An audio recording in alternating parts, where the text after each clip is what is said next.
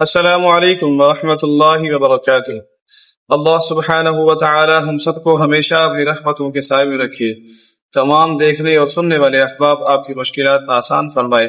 اور آپ کو بے شمار خوشی عطا فرمائے، روز محشر حضور علیہ الصلوۃ والسلام کی شفاعت نصیب فرمائے، آمین۔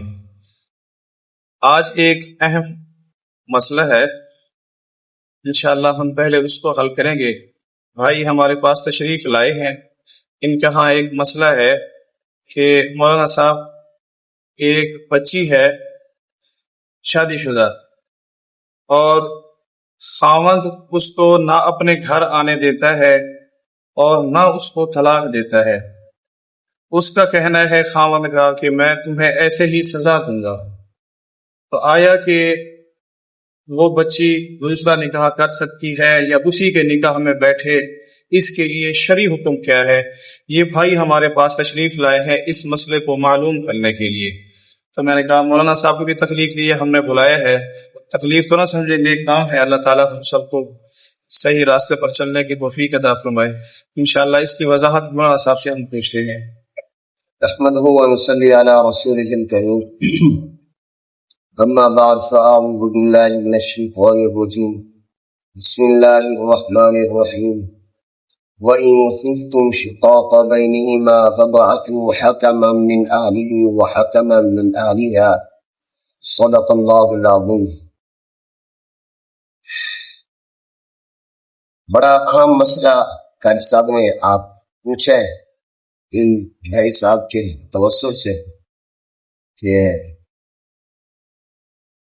میاں بیوی قرآن کریم میں اللہ تعالیٰ نے یہ جو رشتہ ہے اس کو بڑے ہی عجیب الفاظ میں بیان فرمایا کہ ہن لباس لکم وانتم لباس لہن، کہ ایک دوسرے کا لباس اللہ نے قرار دیا ہے۔ عورتوں کا لباس مرد ہے اور مردوں کا لباس عورتیں ہیں، ایک دوسرے کے بغیر چارہ کار نے۔ جناب نبی کریم صلی اللہ علیہ وسلم نے بھی یہ بار بار تاکید فرمایا کہ عورتوں کے معاملے میں اللہ سے ڈرو، عورتوں کے معاملے میں اللہ سے ڈرے۔ اور ایک حدیث میں یہ فرمایا کہ تم میں سے سب سے بہترین آدمی وہ ہے جو اپنے گھر والوں کے ساتھ اچھا ہے، اور میں تم سے سب سے اچھا ہوں اس لیے کہ میں اپنے گھر والوں کے ساتھ اچھا ہوں۔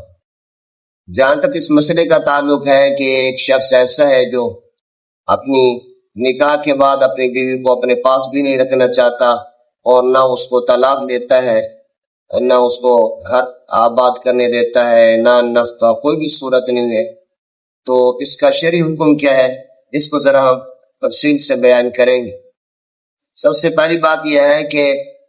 گھر آباد کرنا، نکاح کے بعد بیوی کے حقوق ادا کرنا، ان کے جو حقوق زوجیت ہیں ان کو ادا کرنا، اور اسی طرح ان کا جو نان نفقہ ہے ان کو ادا کرنا، یہ شوہر کے ذمے ہے۔ اور اگر شوہر ان حقوق کو ادا نہیں کرنا چاہتا یا نہیں ادا کر رہا، سب سے پہلا کام علماء یہ فرماتے ہیں کہ یہ کیا جائے کہ اس کو سمجھایا جائے آسان انداز سے،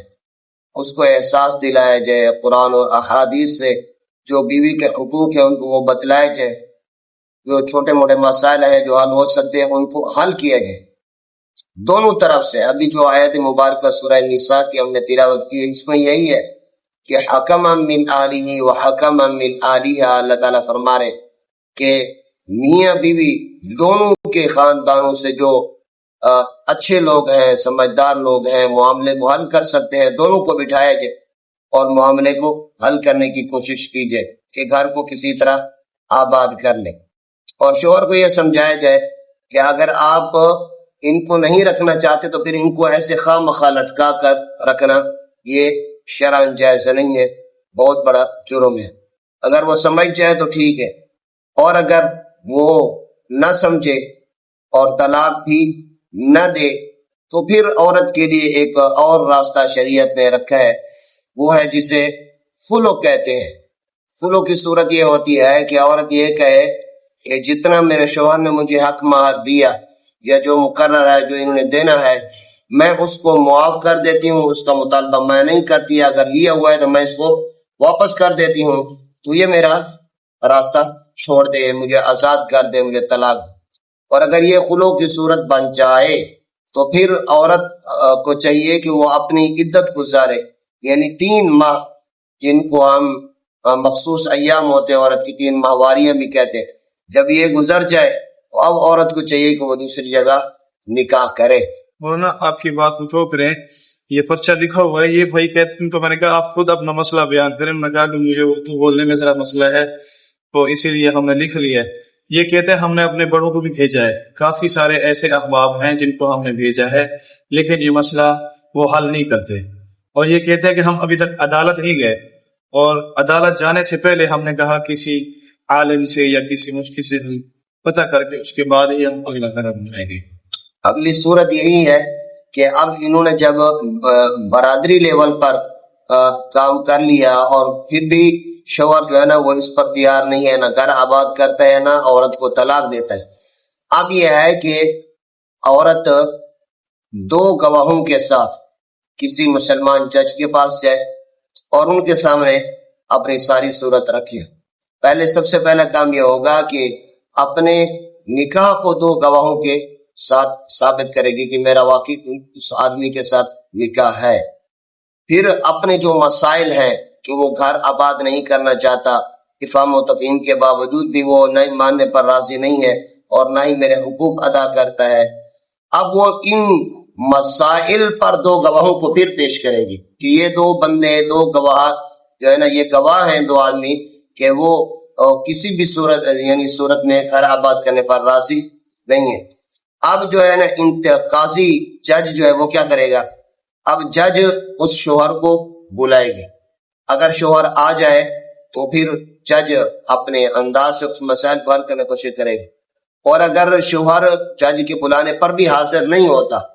اب علماء یہ فرماتے ہیں کہ اب جو ہے نا جج کو نکاح فسخ کرنے کا اختیار حاصل ہے۔ جی بس اب جو ہے نا عدالت نکاح فسخ کر دے گی۔ اب جب عدالت نکاح فسخ کر دے اس کے بعد پھر عورت اپنی عدت گزارے 3 ماہواری ہے، اس کے بعد وہ دوسری جگہ نکاح کر سکتی ہے۔ یہاں ایک ضروری پوائنٹ جو ہے نا وہ یہ یاد رکھیں کہ از خود بغیر کسی مجبوری کے عورت اگر بلا وجہ کسی قاضی کی عدالت میں جا کر نکاح فسخ کرنے کا جو ہے نا مطالبہ کرے گی اور عدالت جو ہے نا وہ نکاح فسخ کر دیتی ہے، تو اچھی طرح یاد رکھنا چاہیے کہ یہ بغیر کسی وجہ کے عورت کا ایسے نکاح کا فسخ کا مطالبہ کرنا، خلو کرنا، یہ شرعاً قاضی کے فسخ کرنے کے باوجود بھی یہ فسخ نکاح نہیں ہوگا۔ ہاں اگر کوئی مسائل ہے جیسے ہم نے تفصیل سے بیان کیا اس صورت میں ہو جائے گا تو اس پر عورت پر کوئی شرعی اعتبار سے کوئی حرج نہیں ہے۔ مولانا جو باقی بہنوں کو، بیٹیوں کو، ماؤں کو کیا پیغام دیں گے جو اس طرح خام خواہ جا کے عدالت سے خلا لے لیتی ہیں؟ میاں کہتا ہے کہ میں رکھنا چاہتا ہوں، وہ کہتی ہے میں نہیں رکھ، بس یہ ہے کہ اور جگہ نکاح کرنا ہے۔ یہ تو اس معاملے میں تو اللہ سے ڈرنا چاہیے، یہ کہیں گے کیونکہ دنیا تو بہرحال عارضی ہے۔ شوہر کے حقوق اتنے ہیں کہ نبی کریم صلی اللہ علیہ وسلم نے فرمایا کہ اللہ کی ذات کے علاوہ کسی اور کو سجدہ جائز ہوتا تو میں عورت کو حکم دیتا وہ اپنے شوہر کو سجدہ کر۔ خواہ مخواہ فرمایا کہ جو عورت اپنے خاوند کی نافرمان ہے اللہ اور اس کے فرشتے اس عورت پر لعنت بھیجتے ہیں۔ یہ تو لمبی ایک تفصیل ہے، لہٰذا ہر عورت کو چاہیے کہ وہ ایسے خواہ مخواہ اپنے شوہر کو تنگ بھی نہ کرے، پریشان نہ کرے اس سے، وگرنہ جتنی یہ وعیدات ہیں وہ اس عورت پر لاگو ہوں گی۔ اللہ تعالیٰ ہم سب کو محفوظ رکھے اور سب کے گھروں کو اللہ تعالیٰ خوشیوں سے بھر دے، ہر قسم کی عافیت نصیب فرما دے، سود فتنہ سے اللہ تعالیٰ عافیت نصیب فرما دے۔ وآخر دعوانا ان الحمد للہ۔ آمین آمین۔ شکریہ مولانا، اللہ تعالیٰ آپ کو جزائے خیر عطا فرمائے۔